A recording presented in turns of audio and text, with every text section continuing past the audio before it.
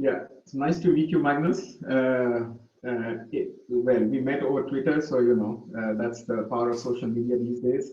And what really caught my attention is basically the tweet that Magnus had, which said that we are of course interested in kinases. We know how kinases get their specificity through their catalytic domain or where they are present in the cell at a given space and time.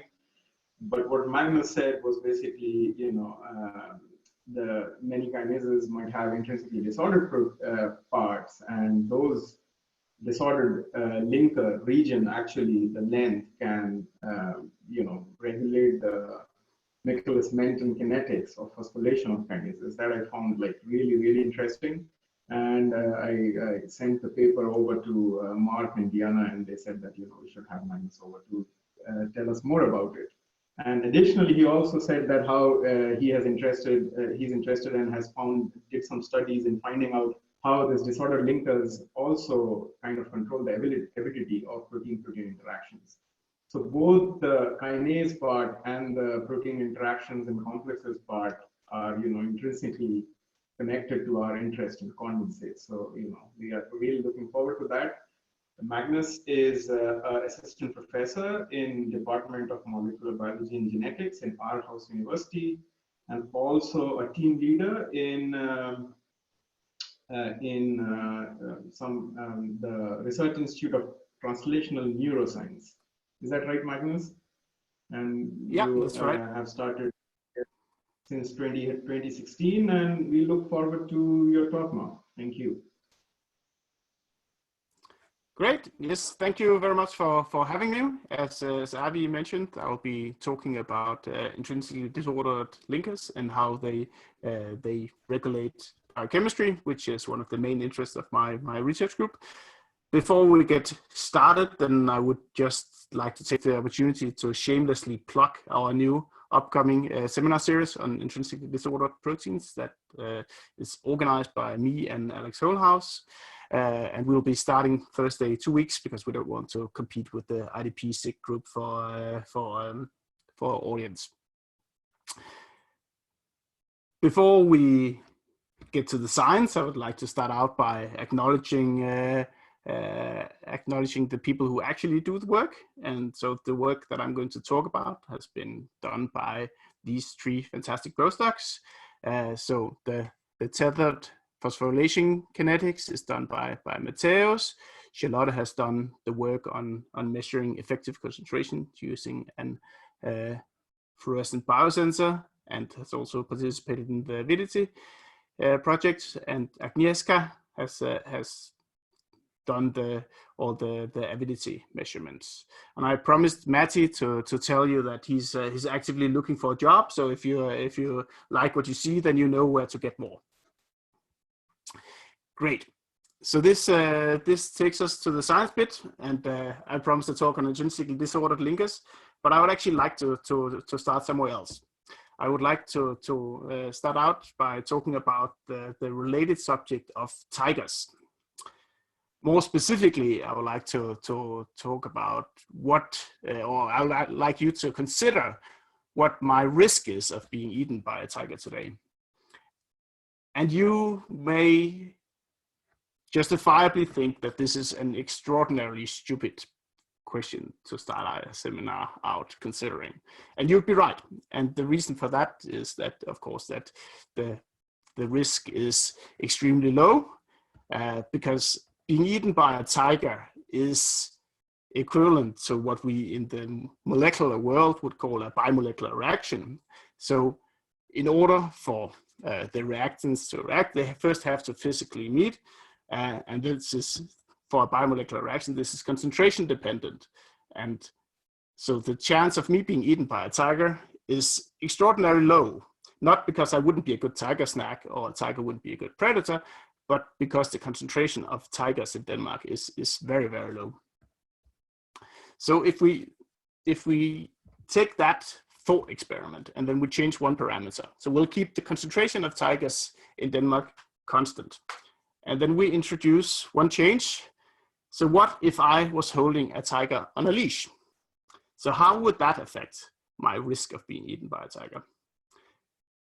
we can probably agree that the risk goes up by many orders of magnitude. And the reason for this is that now we're not dealing with the biomolecular reaction anymore. Now we're dealing with a unimolecular reaction, which is concentration dependent. So it doesn't matter, it's concentration independent. So it doesn't matter how many tigers there are in Denmark. So there is really only one tiger I need to worry about, and that is the tiger at the other end of the leash. So instead of being regulated by the concentration, then the probability of being eaten is regulated by the connection between me and the tiger. So is this a rigid rod that I can use to keep it at bay? I probably couldn't anyway. Or is it sort of a soft tether where it can easily turn around and eat me? And this situation is actually very similar to something we often encounter in biochemistry. So imagine that the tiger was instead an enzyme and I was its substrate.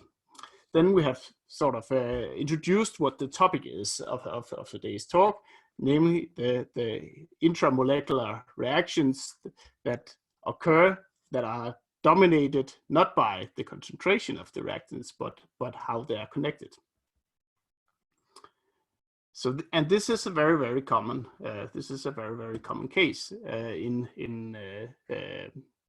throughout molecular biology. We have signaling enzymes that in some way are tethered to their substrates.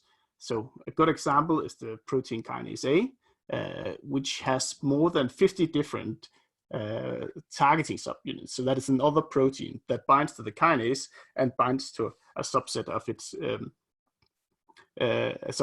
substrates, thereby bringing them together. Lots of kinases also have protein interaction domains that, so in addition to the catalytic domain that does the actual action, then we have sort of a tethering domain that attaches it to its substrate. And finally, many kinases, they are also their own substrates. So they regulate their activity by autophosphorylating parts of their own molecule. A good example is, for instance, the kinase calmodulin dependent kinase 2, which can both both activate and become calcium independent by phosphorylating itself. And the activity of these processes is dependent on the linker, which is regulated by alternative splicing. So a lot of signaling reactions, they actually occur inside these tethered complexes. And if you look at the proteins or the regions of proteins that are responsible for this tethering, then you'll find that in many cases they're intrinsically disordered. And the reason for that is that an intrinsically disordered region is uniquely suited for acting as this linker, as a linker. So this is really a function that couldn't in any way be carried out by a folded protein, because the crucial thing for the enzyme is that the catalytic domain can search space and adapt to its substrate, and this is one of the hallmarks of an IDP. So I'll just return to the tigers, and then I'll ask you to consider two questions and then think about which one you think is the more interesting. So one question, which is a valid question, is to consider how many people can a tiger eat today? Another related question is, how likely am I to be eaten by a tiger today? So these two questions are related, but they're also quite different. So I would argue that the latter question, namely about my probability of being eaten by a tiger today, is, at least from my perspective, more interesting. So it doesn't really matter how many people it eats. The main thing is whether the one who's first in line, which is me, gets eaten. And this is so these two scenarios correspond to two different ways of studying enzyme kinetics. So how many people a day is how we normally characterize enzymes. So this is a steady state reaction, and this is a very useful. It's a very useful way of describing many metabolic enzymes. But for signaling enzymes, this latter scenario where where you are considering the probability of the first substrate, that's much more interesting, because many signaling enzymes don't have to process a lot of substrates in order to carry out their biological functions, and also they're rarely constitutively active. Instead, they're activated by, for instance, a stimuli, which is often transient. So you could, for example, consider a calcium-dependent kinase that's activated by a burst of calcium influx that lasts on the order of milliseconds, and then it dissipates again. So the question that's relevant for calcium-dependent kinases is then not how many substrates they possess, but the probability of going through the first catalytic cycle that will auto activate the kinase. Great. So I started out by mentioning that tethered reactions are concentration independent, and that also affects how we study the reaction quantitatively. So for an untethered reaction that's concentration dependent, the way we do this is to have we will do Michaelis-Menten kinetics, where we are investigating the rate of the reaction as a function of the substrate concentration. But what are we going to do then for a concentration independent reaction? So this is actually, so the question is not just the question that we normally face, namely that of what shape does the curve have. So we have a deeper question, namely what are we going to put on the x-axis of this? So when we're going to study systematically a tethered reaction, what is the parameter that we're going to vary if it's not concentration? So the goal of what I'll tell you about today is to develop sort of a quantitative framework for thinking about these tethered kinase reactions in terms of how the linking architecture affects the reaction. So we need to have some sort of way of quantitatively describing the linker, and I think that this could help us answer some open questions. First of all, is there a generalizable sort of mechanism that we could use to study different kinases, or is it every case by case? There's the question of regulation. Can the architecture of the linker, can it regulate the output of a signaling pathway? And finally, I think it's also relevant to ask whether tethering will change the substrates that a kinase will use. So we know, I think it's pretty well established that tethering can accelerate the reaction, but the question is, does it accelerate all reactions equally, or will some be boosted relative to others? So these are some of the questions that I would like to answer. And before we get started, then I would like to make my predictions for what the answer will be before we set out on this project. And luckily I have the advantage of knowing what comes later in the talk, which makes it easier to make predictions. But in order to answer these questions, we need to have some sort of model system where we can systematically manipulate with the parameters of the reaction. So we have built a synthetic model system to study tethered catalysis. The parameters that we tried to design into the system are that, first of all, the main thing is we need to have a variable connection between the enzyme and the substrate. Second, we want to vary the properties of the substrate, and finally, and most importantly, we want to have some sort of way of quantifying the tightness of the linkage. And I'll get back to how we do this. So the design we ended up with is what I have sketched here, where we have the catalytic subunit of a protein kinase A. Then we have a linker that we can exchange with another linker. Then we have a heterodimerization domain. Then we have another protein that contains the substrate, and again, another linker. And the reason we make it as a two-component system is to prevent phosphorylation before we want it to start. So we've made a bunch of different variants where we can change the length of the linker. So we are working with sort of the simplest and most neutral linker that we could think of. So this is a glycine serine repeat, which forms an extended a disordered chain with as little sequence-specific interactions as we could realistically hope for. Yeah, so we have variants for both of the enzyme and the substrate version, and then we can mix and max and get different combinations. So in order to measure the tethered catalysis, we mix the enzyme and the substrate. Then we start the reaction by adding radioactive ATP, and then we let it react for a while, and then we quench it with acid using a quench flow apparatus. So this is necessary because the reactions, as we will see soon, takes place on the millisecond timescale. So this is what the reaction time course looks like. So I have so this is the amount of radioactive ATP as a function of time, and I compare two different reactions here, one where it's tethered and one where we have removed one of the tethering domains, so it's untethered.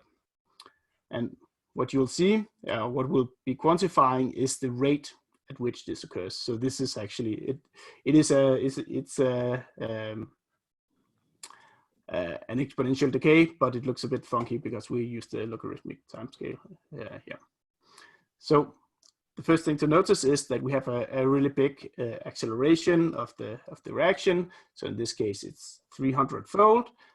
So it varies how big this is compared to the conditions of what linker it and what linker we're using and the conditions of the untethered reactions. But we consistently see a large acceleration of the phosphorylation reaction.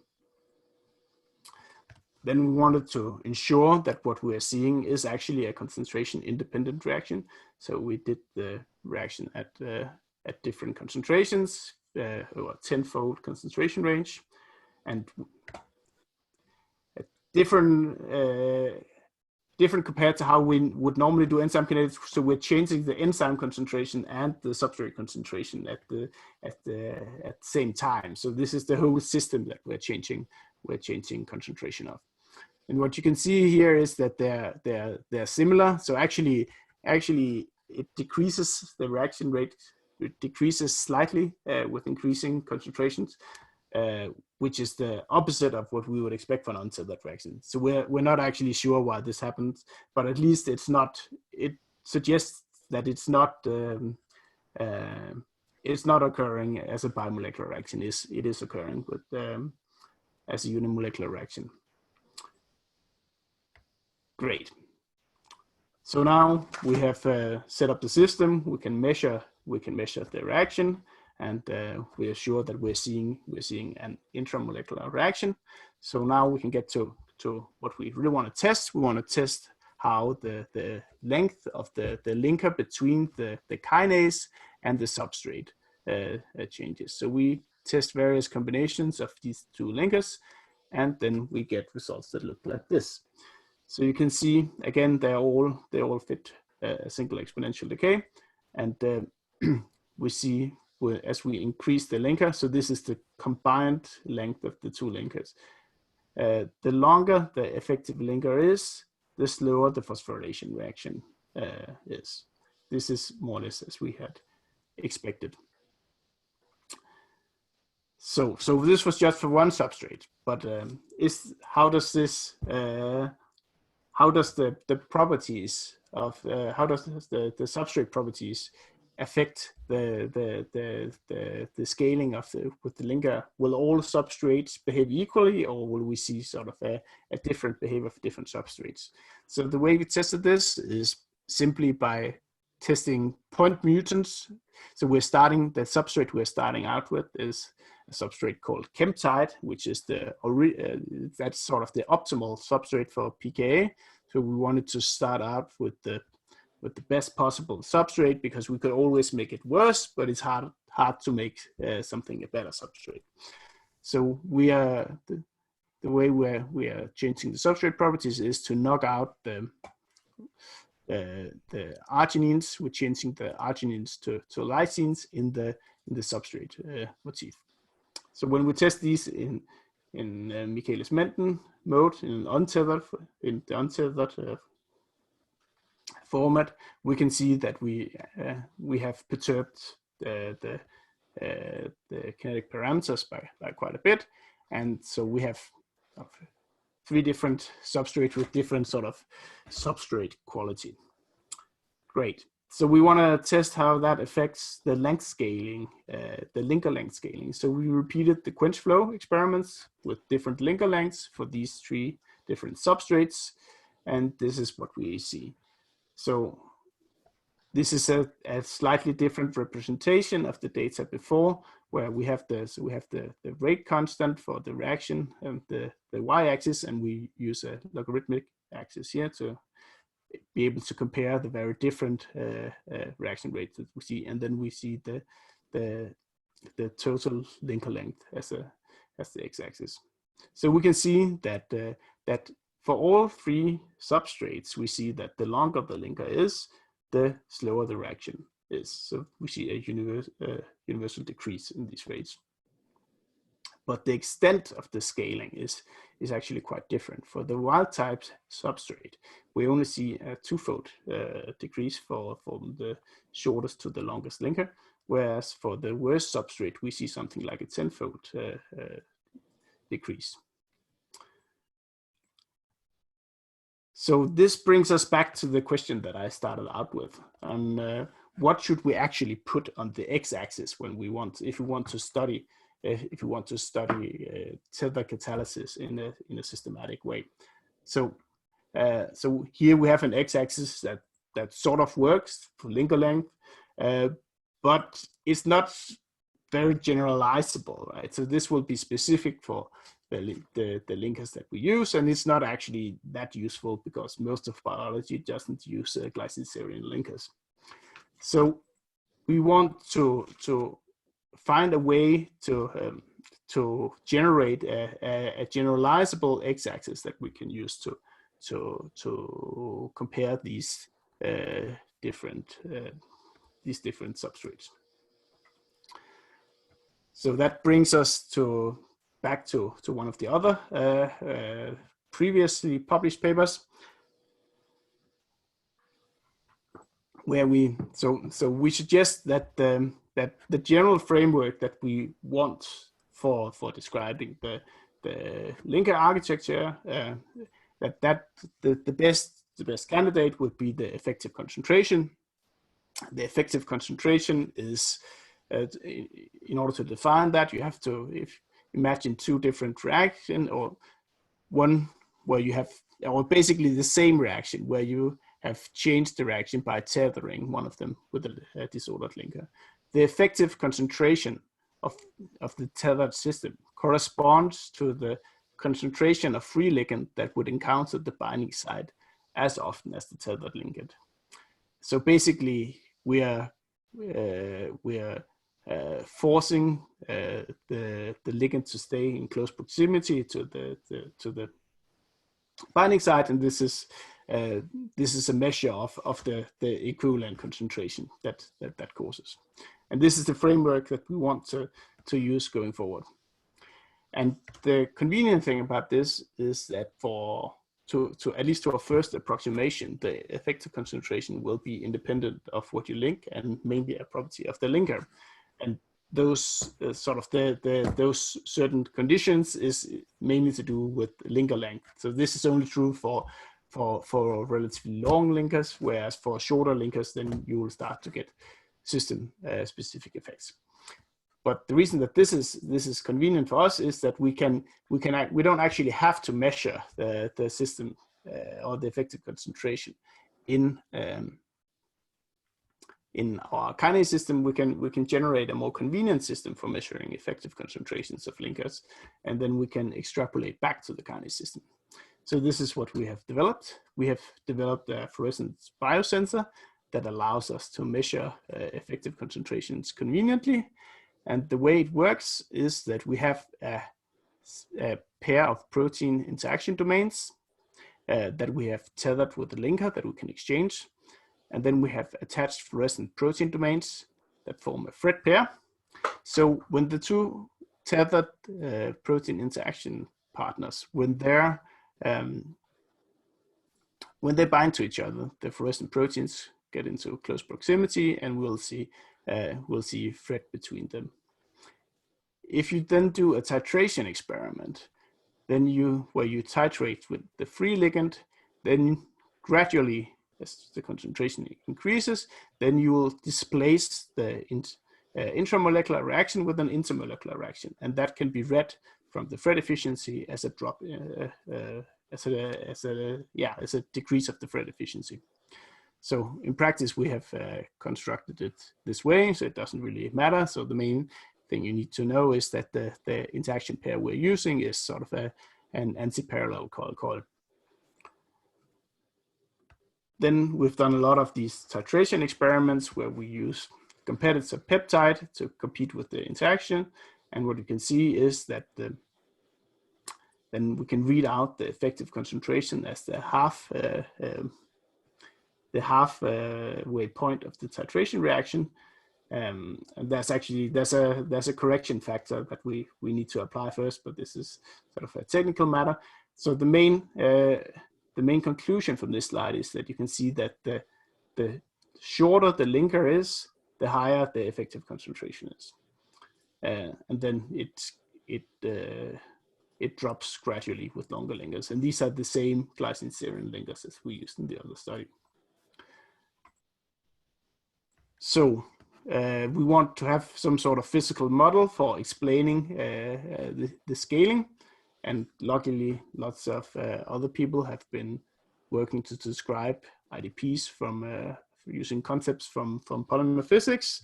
And it's generally well described that if you look at the measures of the length or the dimension of an intrinsically disordered region, then you can, to a good approximation, describe it using this polymer scaling law, where you have the number of residues here, and then you have a scaling exponent that depends on the sequence of the protein. So we'll get back to that. So in terms of the effective concentration, so if we just imagine the simplest physical model for what the effective concentration is, if we place one protein interaction pair at the center of our coordinate system, then the linker defines a diffusion volume in which the tethered ligand can surge, and the volume will then be proportional to the cube of the linker length, and then the effective concentration. So is then concentration is 1 over the volume. So we expect from the sort of the simplest toy model that we can generate is that the effective concentrations should scale with the number of residues to the -3, and then we have the scaling exponent that we normally see for polymer scaling laws. And this is actually also what we see. So we see a pretty good relationship here. So if it follows a power law dependence, then we'd expect to see a straight line in a log-log plot, and this is what we do. And if we look at the scaling exponent, then we know that sort of a neutral IDP should have a scaling exponent of about 0.5. So this is actually in pretty good agreement with what has previously been found.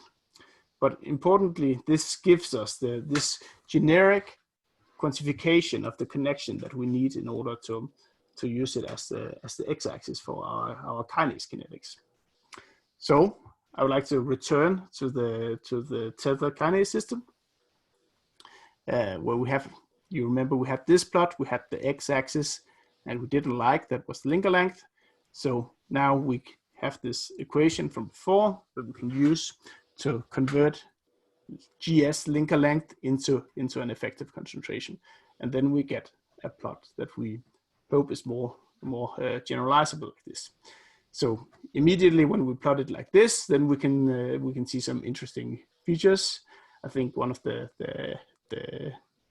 first thing that we notice is that we have this saturation effect, that when the effective concentration reaches a certain point, then at least for the wild type substrate, then we see a plateau, suggesting that even if you shorten the linker further, we wouldn't expect to see the reaction to get any tighter, so or any faster. So we see that for some substrates, but we don't see it for others. And then we see sort of for the intermediate substrate, then we see something that approaches saturation.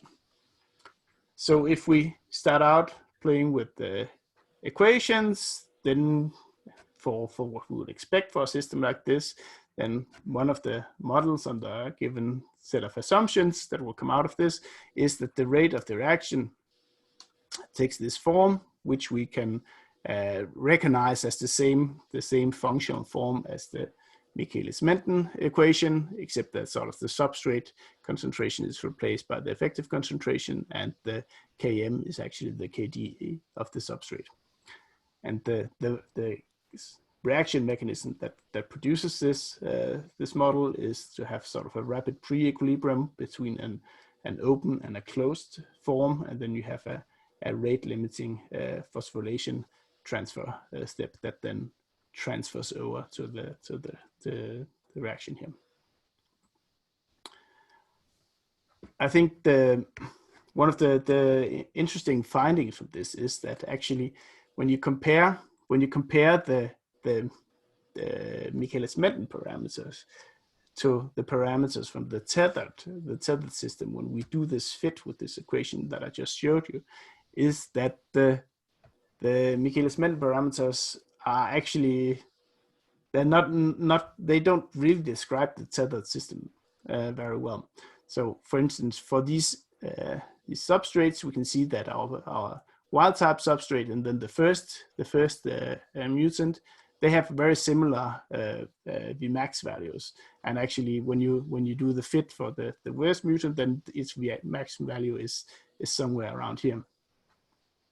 So it's not that different. But when you compare the tethered reaction, then you can see that if you just look at the scale of the y-axis, that there's a huge difference in the plateau value. And if we do it in a more systematic way, we can see that the maximum tethered rate is something like eightfold higher for the wild type than for the R-2K substrate, whereas the K-cat value in the untethered system is only maybe 10% higher. So this suggests that tethered reactions might be, the order of tethered reactions might be quite different. You can't predict their properties solely from untethered reaction systems, and the reason for that is that under the steady state conditions, then the reaction becomes limited by product dissociation, and this so this is very important if you need to go through multiple cycles of catalysis. But if all you care about is the first cycle, how long does it take for the kinase to phosphorylate the first substrate, then you don't need to worry about product dissociation. So instead, the tethered reaction is limited by the actual chemistry of the reaction. So if we simulate what this looks like, we can see, so we have here, just made up some different product dissociation rates that will vary, and then we calculate then what for these product dissociation rates, what would we expect that kcat would be, and the single turnover reaction would be.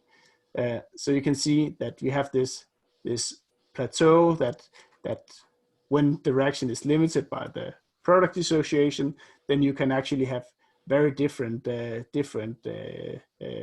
rates of the tethered reaction that will look the same in the steady state reaction.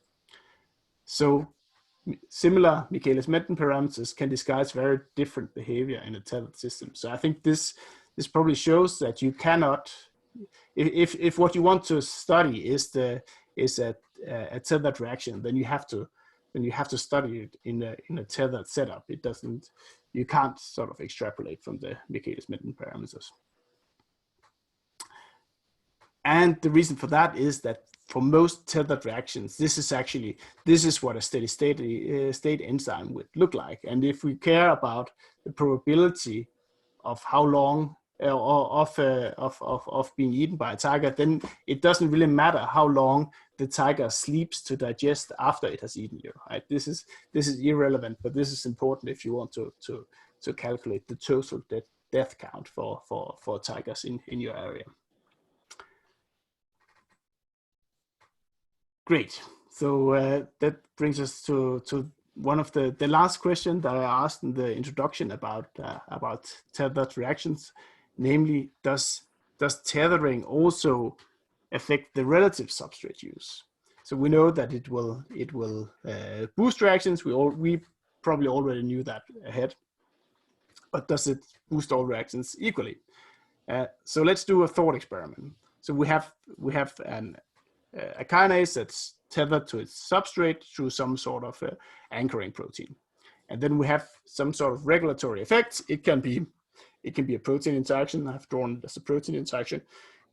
It could be post-translation modification. It could be alternative splicing. Anything that changes the architecture of the kinase substrate connection. So let's just make up some very nice numbers. So we have before the change, we have an effective concentration of 100 micromolar, and then after the effective binding, then we have an effective concentration of 1 millimolar. So this corresponds to realistic values for different signaling complex architectures. So if we just consider the wild type and the R-3K substrate, then we can see that these two substrates are affected differently by the change from the low effective concentration to the high effective concentration. So the worst substrate is boosted by a 9-fold, whereas the good substrate is close to saturation, so there isn't that much room for improvement, so it's only boosted 2-fold. So this suggests that if you have some sort of regulatory change of the linker between the kinase, then you will also see a change in the relative substrate usage, and that will generally be towards the lower affinity substrates. Great. So this was the first part of the seminar about the kinases. So I hope that I have convinced you that the effective concentration is a very useful concept to think about in terms of predicting the behavior of biochemical systems. The trouble is, however, that for most cases, it's not really something you can measure in your favorite biological system. So instead, what we think should be the solution is that we want to have some sort of system where we can predict it. So we take a description of our linker for a disordered protein. This could be its sequence. We put it into a computer, and then we want it to spit out an effective concentration. So this is the long-term goal of where we want to go with this. And for a lot of reasons, these linker architectures can be very complex. The simplest sort of case study to start out with is a fully disordered linker, and the reason for that is that we have a good physical model for how disordered proteins scale with how the effective concentration scale with the length of a disordered protein. We have a good model system for doing these measurements, so we can actually.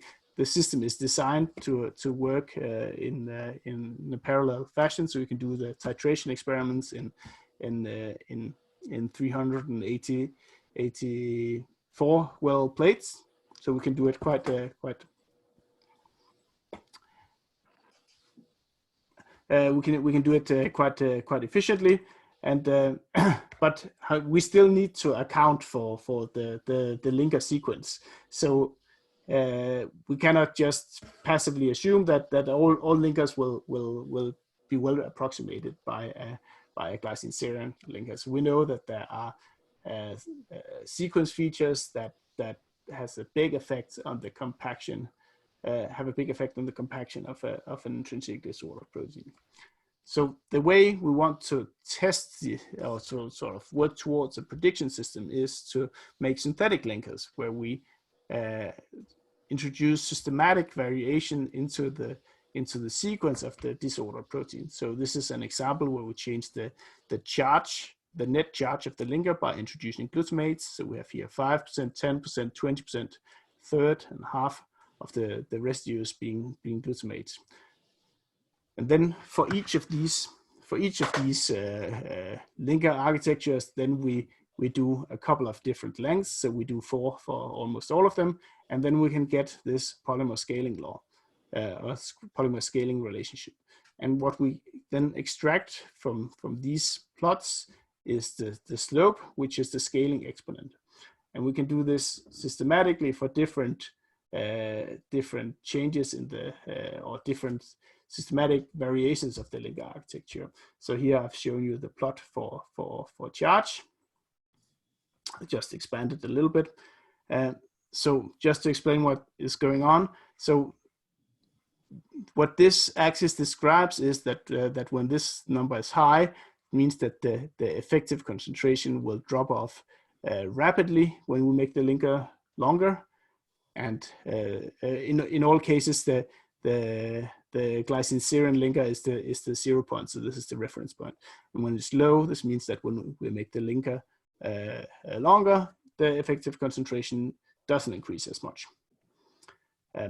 So if we think back to the toy model for how the effective concentration depends on the linker length, then you remember that we have this dependence on the scaling exponent nu. So we also plot the equivalent Ni value here for comparison to other studies where this is typically what you quantify for an intrinsically disordered protein. So we know that a high value here means that the chain is expanded, whereas a low value means that it's compact. So for all these series where we increase the net charge by introducing different charged amino acids. So we can see that they all expand and they seem to reach some sort of plateau around 20% charged residues. So this suggests that there is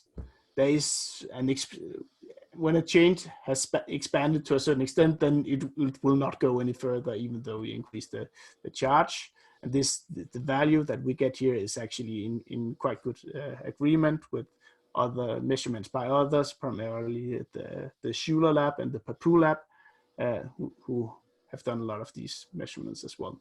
However, we see that 3 of the different charged residues behave similarly in terms of expansion, but there's one that's different, and that is arginine. And I don't think this will come as a surprise for anyone who is used to working with condensates.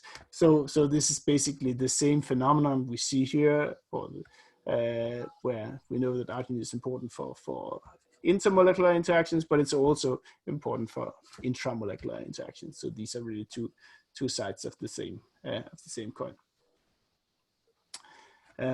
But in principle, we can do this experiment with any sort of physical chemical feature that we want to systematically test.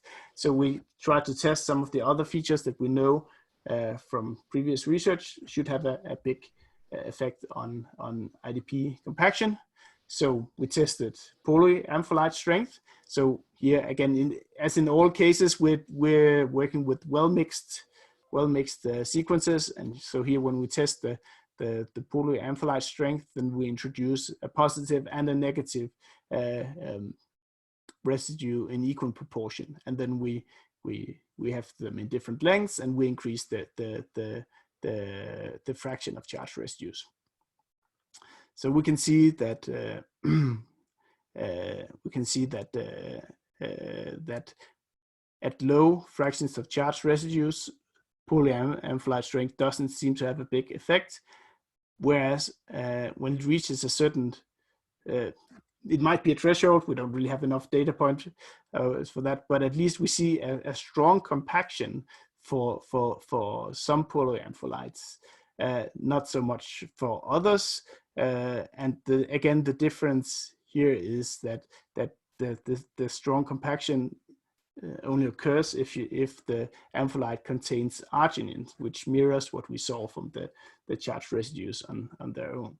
So if you're wondering about the big error bars here, then you should know that this is the only experiment in this talk that I have done. So this is what the error bars look like when Charlotte does the measurement, and this is what the error bars look like when I do it. So that's the reason for that.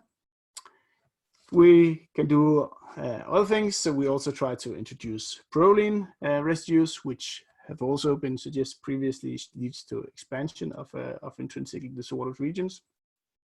Again, we're adding a well-mixed fraction of prolines, and we can see a small expansion, and then there might be a drop, or there might be a plateau, but at least it's not as dramatic as the charge, which goes up to here. But we definitely see a moderate expansion due to proline. We can do it with hydrophobicity, and the way we test hydrophobicity is by introducing leucines. So we see almost no effect of hydrophobicity on its own. Again, this is in contrast to some previous studies, but I think the next figure shows what the nature of that discrepancy, where that comes from. So we also tested aromatics, and we can see that we actually see a strong, that tyrosines drive compaction of the chain. Again, this mirrors what we know from liquid-liquid phase separation of IDPs. So I should probably mention that the scaling exponent here of 1 of the effective concentration of 0.33. This is actually this is the physical limit for how low it can go. So this means that the IDP is basically a ball. So this, even though this change doesn't look like very much, it actually suggests that the IDP region is actually very compact, even at relatively low contents of tyrosine. So now we have a number of individual contributors. Then the question is, how are we going to combine these into sort of one aggregate expansion or scaling coefficient?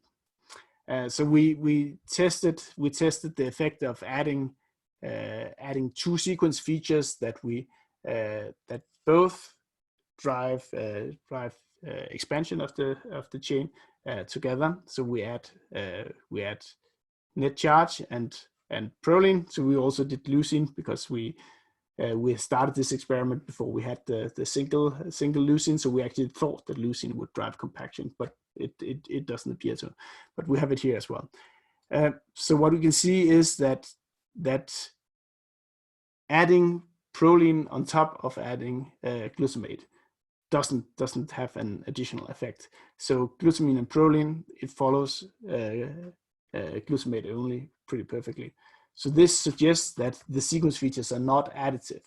And I think it to some extent makes sense that the IDP ensemble will be dominated by the largest effect. So if the chain is already expanded from charge repulsion, then you can easily, within that ensemble, you can contain the chain stiffness that the increase in prolines will introduce without leading to any further expansion. I think this is probably the reason that just considering net charge on its own is actually such a good predictor of IDP properties.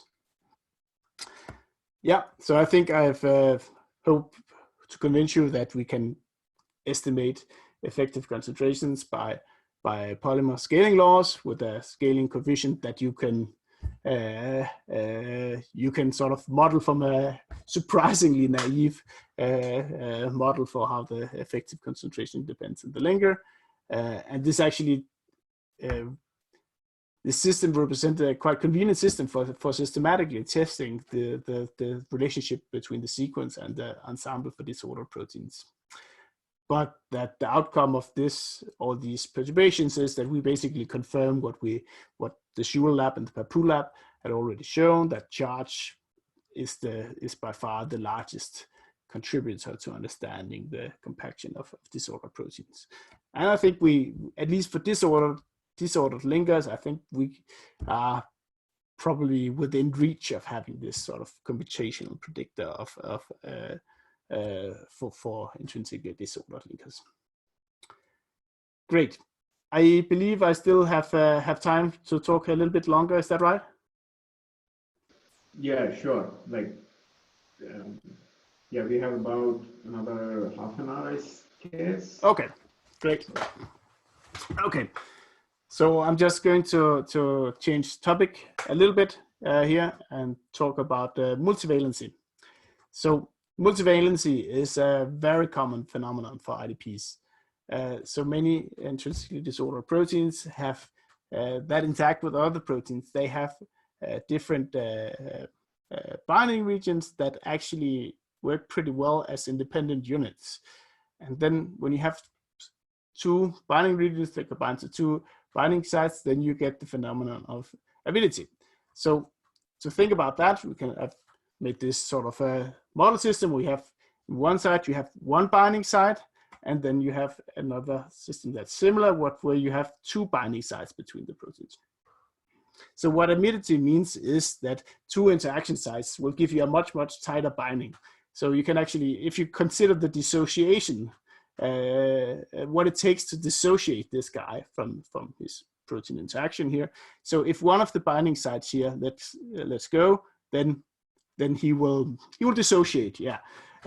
Whereas in this case over here, even if one of the binding sites let's go, then as long as the other one is still bound, then the binding site that dissociates has the chance of rebinding, and then you can see sort of you can see opening and closing of the complex, and the effect of that is that you're going to get a much tighter total binding than you would from a single binding site. This is the phenomenon that's called avidity. So what we would like to understand is how the linker affects the interaction. I'll just I can see the questions coming into the chat, so I'll stop in 5 minutes time. Then we can take the questions afterwards if that's fine. So what we want to understand is how the linkers, the properties of the linkers affect how much avidity you're going to get for a bivalent system. So if you consider the simplest multivalent interaction that we can imagine, so this is a bivalent system. We have two binding motifs that are tethered by, each of them are tethered by a disordered linker. So what will happen when these two meet, then they will bind either to one interaction pair or the other, and then this is sort of a normal binding reaction that will have the same kinetic constants more or less as the monovalent reactions. Then the second step here is then an intramolecular binding event. So this is very similar to the systems that we have seen before, and theory suggests that it should be governed by the effective concentration, and that means that the total reaction, if you look at the affinity of the total protein, should depend, of course, on the affinity of the individual interactions, but also it should scale with the effective concentrations that the linkers enforce. So this is what we would like to test.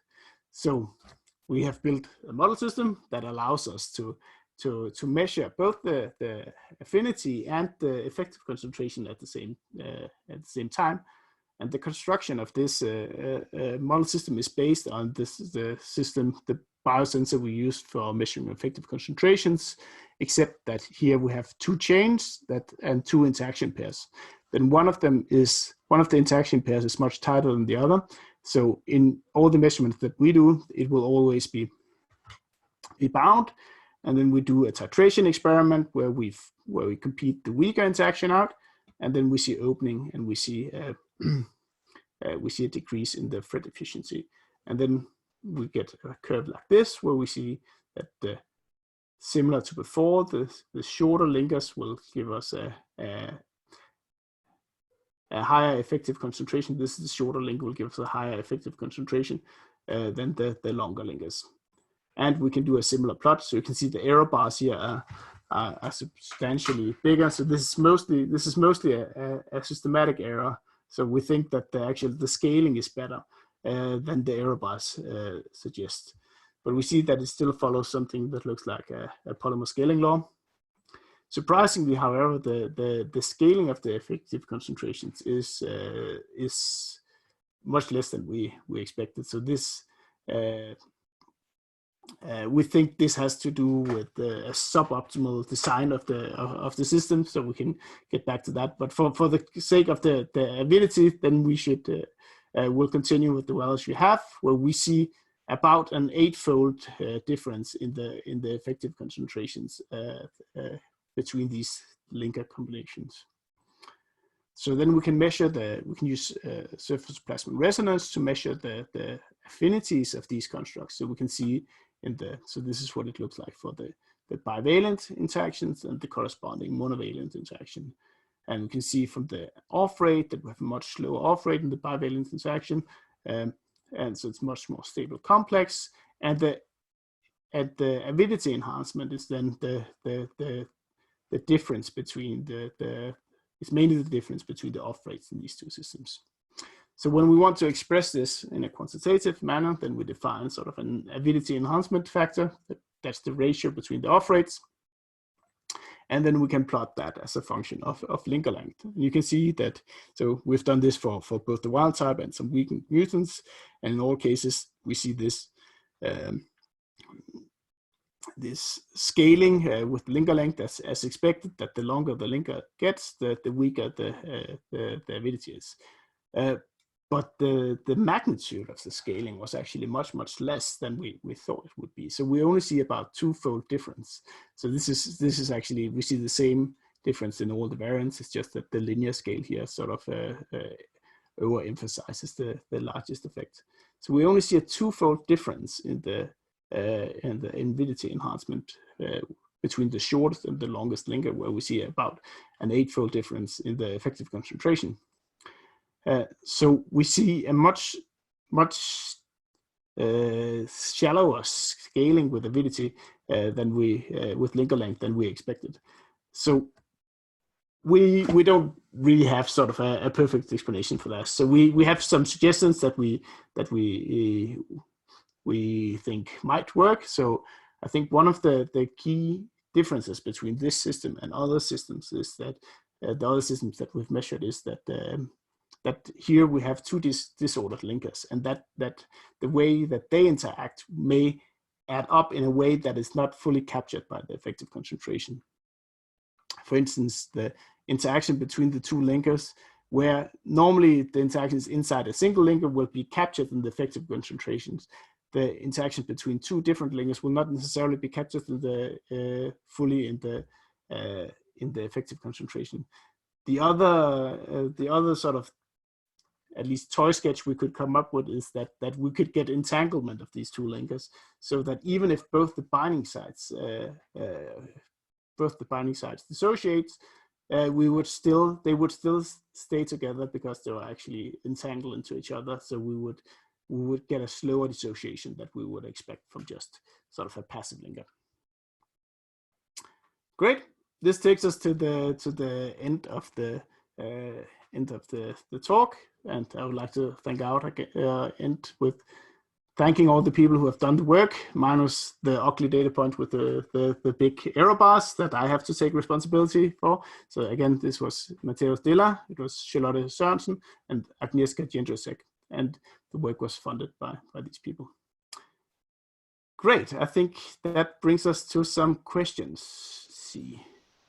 Wonderful talk, just wonderful.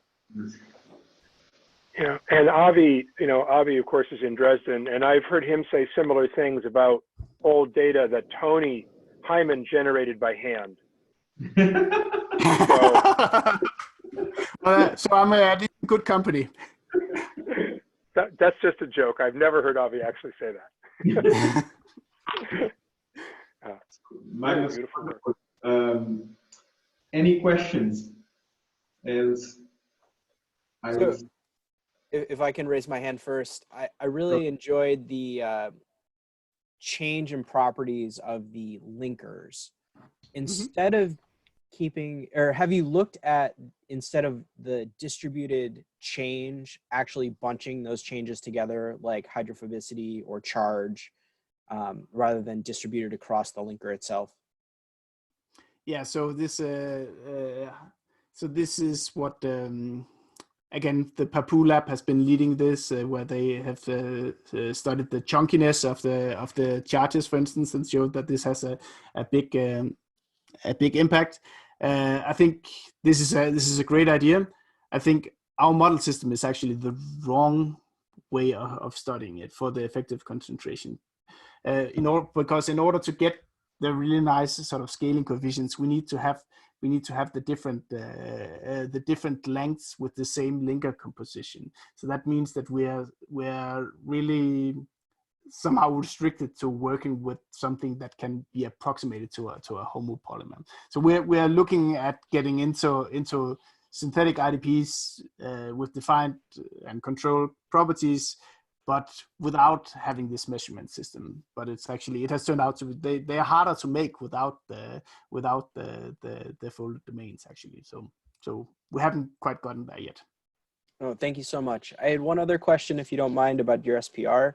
Does the monovalent system actually saturate as you move up in concentration? It didn't look like the system was sort of saturating there, and it could have just been.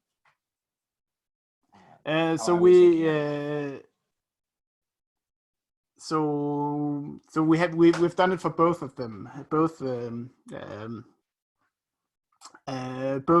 the monovalent interactions. So one of them is so fast on and off, so we only see sort of box curves. Those are the ones that I didn't show you, and they saturate, and you can follow a titration curve from the level of binding. I'm pretty sure the other one saturates as well, but we are generally measuring this at pretty low concentrations, because what can happen is if you have a bivalent system is that you can then you get, what we want to see is that they bind like this, and then this ring closing reaction occurs before you get binding of another protein. So you could have double monovalent binding. So we usually restrict our concentration ranges to pretty low concentrations in order to avoid that. Oh, thank you. It's really interesting.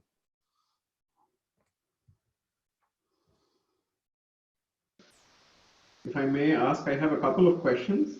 Yeah, sure. It was a beautiful talk, really enjoyed it.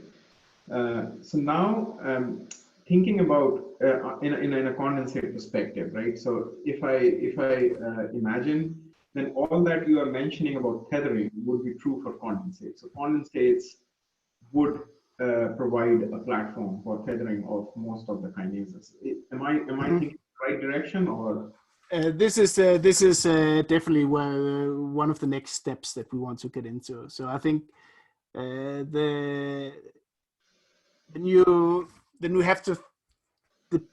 It will depend on how actually the kinase is targeted to the condensate. So if you have this sort of solvent-like partitioning, then I don't think we would see this sort of linker-like scaling. But you could also sort of the easiest way to target a kinase to a condensate is basically just do as we do, just put a protein interaction domain in the condensate and then one on the kinase, and then the linker will define the accessible volume for how much of the condensate that it can the kinase can search. So again, this will have to be examined probably in a steady state situation as well, because then binding and dissociation of the targeting interaction also becomes very important. So this is the other thing that we're investigating as the next step, is that for most cases, so right now we've made a system where we can approximate it to a static connection where we don't see dissociation of the link. But for most kinases that are targeted to protein interaction domains, the strength of the interaction is actually pretty weak. So these protein interactions happen on micromolar affinities. So the residence time will not necessarily be that long, and then we'll have some sort of mixture between steady state catalysis and singleton, or both the strength of the targeting interaction and the properties of the linker will affect. So this is where we're going, and we're hoping to get into condensates as well. So just a related question, since you mentioned that, right? So one of the obvious first candidates come to my mind is the DERT kinase that Lucas Pelkman has found, that how the intrinsically disordered part might be responsible for targeting it to the condensates. Are you thinking of that kinase at all in terms of your cellular? So we're looking at different sort of possibilities for moving forward. So I'm, as you might have figured out, then I'm a big fan of synthetic model systems. But I think in order to convince people this is biologically relevant, I think we're also looking at various more biologically interesting systems. So we're at a neuroscience research institute. So we're mainly focusing on synaptic kinases that which is also sort of considered a condensate. So this is a interesting. Yeah, thanks. Yeah, so actually a similar kind of question. I was thinking about the part of your talk where you were describing what are the rate limiting steps, what are the slow steps. And I'm thinking about how every case is different. So how tightly do you want the affinity to be versus what is the time average sense in which the pieces are finding each other? So you started out looking at the length of the linker, and then you moved to, on the x-axis, using the effective concentration. But you could also use, in some sense, the time average conformational manifold of each linker as another way to sort of, as a surrogate for how often the two ends are finding each other. And I think these are sort of these are different ways of predicting this, or of expressing the same thing. But I think the main thing is that you have to find some sort of generic, generalizable metric for describing your linker architecture. Exactly, and how tight you want the interaction to be will also depend on so many other variables. How dynamic is the individual system? How tight? What is the Km for the substrates? And what is the kinetics of product release? So all of the usual sort of enzymology kinds of questions that we all grew up with, those questions are still relevant. It's just in a much more complicated formalism. So I think if you invite me in a year's time, then I think I will hope to have some answers to some of these questions. Yeah, but it's beautiful work, and it's applicable, like you said. It's not just kinases; it's anything involving signaling. So it's interesting to think about, which kinases have, which kinases operate inside of kinases that we know of. Which kinases are involved in signaling, which ones have disordered domains. All of those questions. To your point about finding ways of taking what you've learned and then applying it to, you know, real systems. And probably phosphatases. It will be even more relevant because they are much more dependent on anchoring proteins for the regulation. Because there's fewer phosphatases than kinases. Yeah, only a 10th, right? So yeah, something like that. And then, of course, it's not limited to those. There's, of course, other enzymes as well, you know, that play critical roles in signaling in different cell types. So your work, I guess what I'm saying is your work feels to me like it applies to just a huge swath of biology. That's what we hope, and that I think that is the beauty of the synthetic model system. Even though it's more sort of, it's more abstract, that you're not answering an immediate biological question, but because it's abstract, then you can also hopefully generalize it to many other systems. At least that's our goal. Yeah, well, it seems like a great direction. Magnus, quick question I might also want to ask is, you know, beautifully described the IDP system, right? And so now we know that many of these IDPs inside the cell are mostly associated with RNA, right? So how would you imagine that, you know, RNA binding would affect such kinetics, or are you thinking to take RNA as an extension of disordered part as well, in a very simplistic sense, or how would you imagine RNA fitting into this?